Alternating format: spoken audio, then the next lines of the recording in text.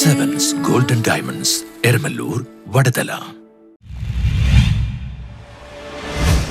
ആസാം ചുരക്ക കൃഷിയിൽ വിജയിപ്പോയത് കോതമംഗലത്ത് യുവ കർഷകൻ.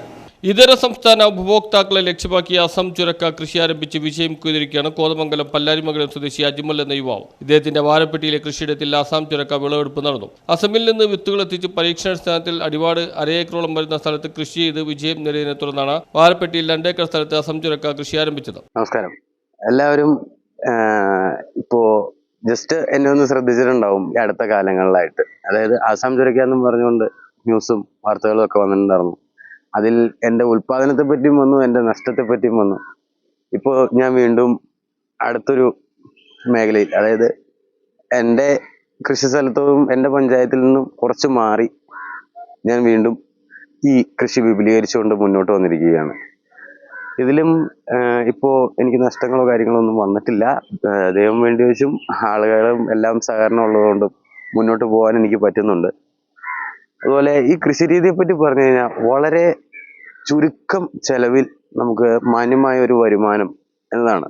അതുപോലെ ഇതിന്റെ ഉപഭോക്താക്കളെ നമുക്ക് കണ്ടുപിടിക്കാനാണ് കുറച്ച് ബുദ്ധിമുട്ട്. അത് മാത്രമാണ് ഒരു ബുദ്ധിമുട്ടായിട്ട് കൃഷിയിലുള്ളൂ.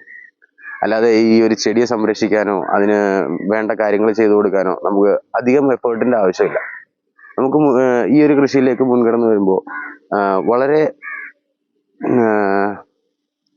മാന്യമായ ഒരു ലാഭം നമുക്ക് ഏറ്റവും അവസാനം ഗ്യാരണ്ടിയായി ഉണ്ടാവുമെന്ന് എനിക്ക് ഉറപ്പാണ്.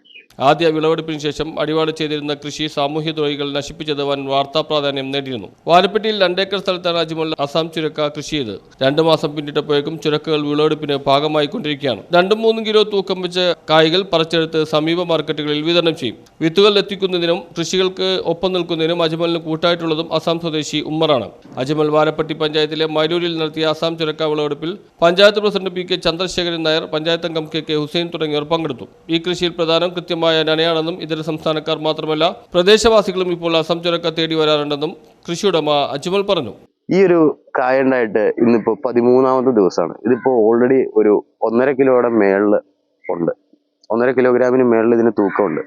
ഇതൊരു 4 ദിവസം കൂടെയാണ് ഞാൻ മാക്സിമം നിർത്തുള്ളൂ. അത് കഴിഞ്ഞ് ഇത് മൂത്ത് പോവും. അതിന്റെ വിളവെടുപ്പ് പിന്നെ ബാധിക്കും. ഇത് ഭക്ഷ്യയോഗ്യമല്ലാത്ത രീതിയിലേക്ക് മാറും. പിന്നെ വിത്തിന് ഉപയോഗിക്കാൻ മാത്രമേ പറ്റുള്ളൂ. എല്ലാവരും ശ്രദ്ധിക്കേണ്ട ഒരു കേസ്, ഇങ്ങനെ ഒരു കൃഷിയിലേക്ക് വരുമ്പോൾ ആ ഒരു കൃഷിയുടെ വിളവെടുപ്പ് സമയം, അതുപോലെ അതിൻ്റെ ഉപയോഗം, അത് എങ്ങനെ നമുക്ക് വാണിജ്യാടിസ്ഥാനത്തിലേക്ക് എത്തിക്കാം എന്നുള്ളതെല്ലാം ശ്രദ്ധിക്കണം. അതുപോലെ എനിക്കിപ്പോൾ ഇവിടെ കുറച്ച് പ്രശ്നങ്ങളുണ്ട്. അതായത് ഇവിടുത്തെ സൗകര്യങ്ങൾ വെച്ച് നോക്കുമ്പോൾ നമുക്ക് വെള്ളത്തിനാണെങ്കിൽ കുറച്ച് ബുദ്ധിമുട്ടുണ്ട്. എന്നാലും അത് അഡ്ജസ്റ്റബിൾ ആണ്. നമുക്കങ്ങനെ വൈദ്യുതിയുടെ ആവശ്യമൊന്നുമില്ല. നമുക്ക് ബക്കറ്റിൽ തന്നെ കോരിയെടുത്ത് വെള്ളം ഉപയോഗിക്കാം. അങ്ങനെ ഒരു രീതിയിലാണ് ഞാനിവിടെ ഇപ്പോൾ ചെയ്തേക്കുന്നത്. ഈ കൃഷി തുടങ്ങുന്ന സമയത്ത് നമുക്ക് സ്റ്റാർട്ടിങ്ങിൽ ഒരു ബക്കറ്റ് വെള്ളമാണ് ഒരു ചെടിയുടെ ചുവട്ടിട്ട് വരുന്നത്. എങ്കിൽ കാ പിടിച്ചു കഴിഞ്ഞാൽ നമുക്ക് മിനിമം ഒരു 3 ബക്കറ്റ് 4 ബക്കറ്റ് വെള്ളം ഒരു ദിവസം ആ ചെടിയുടെ ചുവട്ടിലെത്തണം. ആ ഒരു തടത്തിന്റെ ചുവട്ടിൽ, ആ ഒരു തടത്തിൽ ഞാൻ വെച്ചിരിക്കുന്ന 3-4 തൈകളാണ് മെയിനായിട്ട്. അതിന് വേണ്ട വളമാണെങ്കിൽ തന്നെ നമുക്ക് ചെടി നട്ട് ഒരു പന്തലിൽ കയറി കഴിഞ്ഞാൽ അതൊരു 4 അടി 5 അടിയോളം വളർന്നു കഴിഞ്ഞാൽ പിന്നെ നമുക്ക് വളപ്രയോഗം ചെയ്തു തുടങ്ങാം. അത് മണ്ണൊരുക്കി ചെടി വിത്ത് തൈ ഇതിൽ വെക്കുന്നതിന് മുന്നേ നമ്മൾ മണ്ണൊരുക്കുന്ന സമയത്ത് തന്നെ വളങ്ങളായിട്ട് ജൈവവളങ്ങളാണ് യൂസ് ചെയ്യുന്നത്. ഭക്ഷ്യവസ്തുക്കളുടെ വേസ്റ്റ്, അത് വെജിറ്റബിൾസിൻ്റെ മാത്രം. അതുപോലെ ചാണകം, ഇത്രയാണ് ഞാനിവിടെ മണ്ണൊരുക്കാനായിട്ട് ഉപയോഗിച്ചിട്ടുള്ളൂ. പിന്നെ ഒരു 4 അടി 5 അടിയോളം വളർന്നതിന് ശേഷം NPK വളങ്ങൾ ഞാൻ ഇട്ട് കൊടുക്കുന്നുണ്ട്. വേറെ കീടനാശിനി സ്പ്രേ ചെയ്യുകയോ ഒന്നും വന്നിട്ടില്ല. അതുകൊണ്ടാണ് നമുക്ക് എല്ലാ കൃഷിത്തോട്ടത്തിലും ശ്രദ്ധിച്ചറിയാം, ഫുള്ള് പച്ചപ്പിൽ ഇങ്ങനെ തെളിഞ്ഞു നിൽക്കണം. അത് ന്യൂസ് ബ്യൂറോ, കോതമംഗലം.